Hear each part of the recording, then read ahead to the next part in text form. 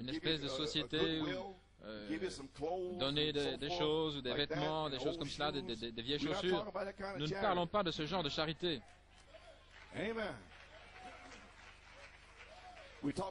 Nous parlons de l'amour divin, l'amour agapao.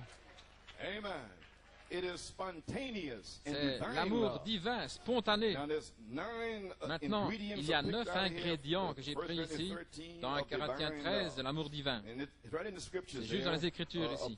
La patience, c'est l'amour passif.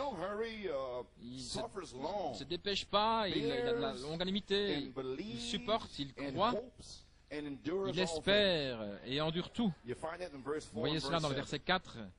Verset 7, la gentillesse, numéro 2, l'amour en action. Gloire à Dieu.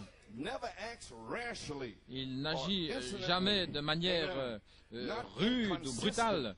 Il n'est pas inconsistant ou enflé d'orgueil ou de fierté. Gloire à Dieu. Verset 4. Numéro 3, la générosité, l'amour en compétition. Il n'envie pas, il n'est pas jaloux. Au verset 4. Quatrièmement, l'humilité, l'amour qui se cache, ne court pas par-ci par-là, vous savez, ne fait pas de parade. Je suis un chrétien.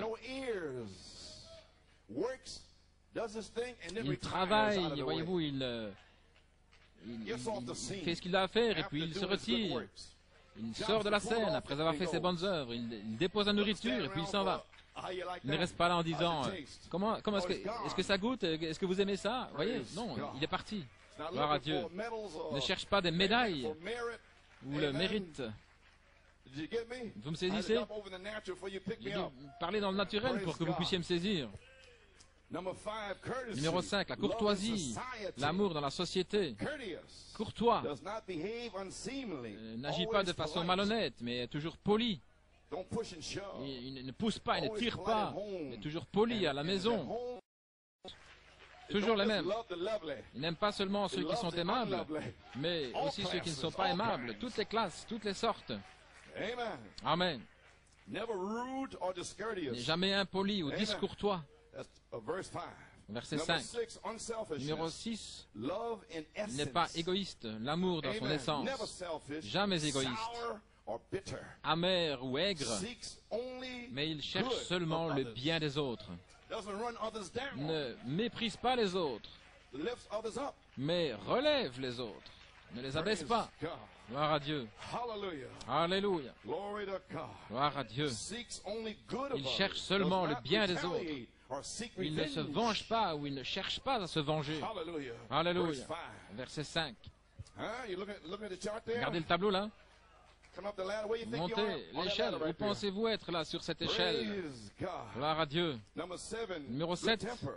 Un bon tempérament, l'amour dans sa disposition. Amen.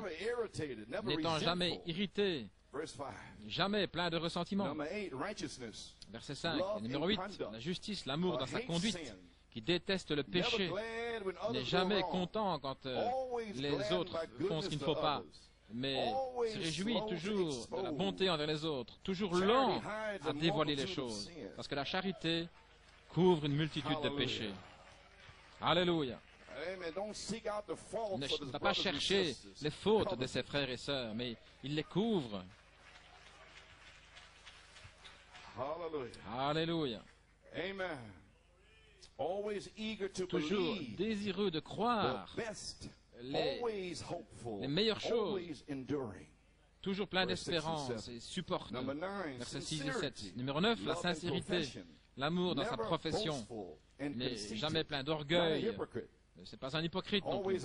Toujours honnête. Il ne laisse pas d'autre impression que ce qui est strictement vrai. Amen. Il n'est jamais auto-suffisant. Mais il n'explose pas dans une colère passionnée. Et il ne couvre pas les mauvaises choses. Pourquoi est-ce qu'il m'a dit ça, lui ou elle? Je ne comprends pas. Oh, je ne peux plus aller à l'église. Oh, gloire à Dieu. Mais toujours juste, toujours joyeux et fidèle. Et il sait comment rester silencieux. plein de confiance, toujours présent, bien sûr. Il est là, et puis vous marchez, et puis il fait demi-tour, et il vient, il est là, il est présent. Peu importe ce qui est arrivé, voyez-vous, il est là, instantanément. C'est spontané. Maintenant, il y a une chose qu'il ne peut pas faire.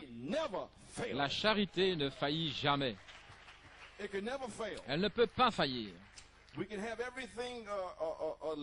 Nous pouvons avoir tout là qui est repris dans les 3 premiers versets là.